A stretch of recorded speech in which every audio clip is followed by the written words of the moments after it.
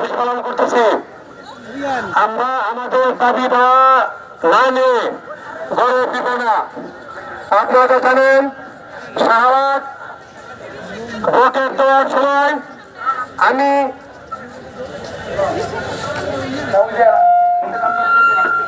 করেছিলাম, আমার শরীর খুব অসুস্থ, কিন্তু আমি ঘরে বসে থাকতে পারি নাই। আমি দেখতেছি আমার গান বাংলার একদম প্রত্যন্ত অঞ্চল থেকে আমাদের মুরব্বী এসে আমাদের শহীদ মিলে না খেয়ে পড়ে আছে এই আমাদের এই ন্যায্য দাবির জন্য। তাই আমি অসুস্থ শরীর নিয়েও আমি আমার বাসায় থাকতে পারি নাই।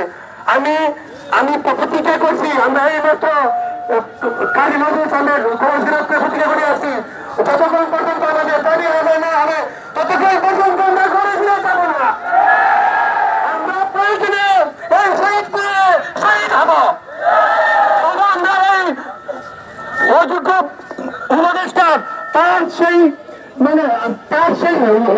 চক্ষুকে আমরা আর ভয় পাবো না।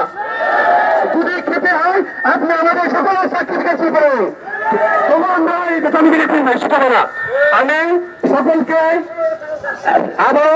আলোচনা আমার শরীর খুবই দুর্বল, দায়িত্ব পাচ্ছি না।